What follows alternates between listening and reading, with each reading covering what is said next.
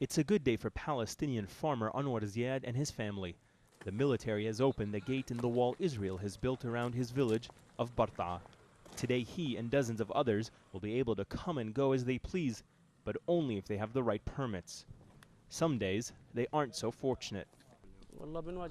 We face problems every day in going and coming. When we buy things, everything needs a permit, which is always a hassle. This is the other way into Bertaa, a much more complex vehicle and security checkpoint, manned by a private Israeli security company. Together, these two access points are the only way into this enclave, now trapped in the northwestern corner of the West Bank by Israel's separation wall on one side and the internationally recognized Green Line of the 1967 war on the other side. It's what the UN is calling the seam zone. When Israel's nearly 700-kilometer wall is complete, the UN estimates there will be nearly 50,000 Palestinians trapped in the seam zone, and that has officials concerned. We're very concerned about people not being able to have easy access out. If you want to get to a hospital and you're in one of these seam zone areas, then you have to go through a gate in the wall. That can take some time. Forbidden from entering Israel and with very restricted access to the West Bank, the nearly 5,000 residents here are feeling more and more isolated. We are in a psychological border as well as mental as well as physical border.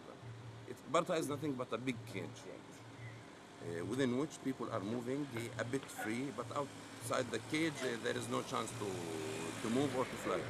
Israel says it's building this separation wall to prevent would-be attackers from striking inside Israel.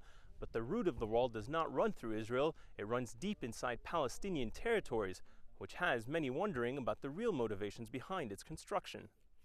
Many believe it's to confiscate more land for settlements like Shakid that sits a few meters away from Anwar's home.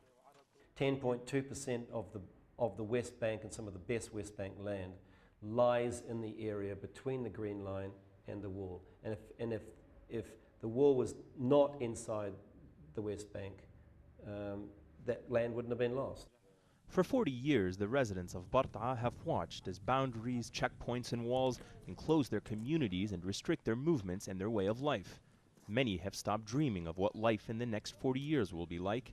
For now, they're just hoping the gate tomorrow will be open. Ayman Mohyeldin, Al Jazeera, Bertaa.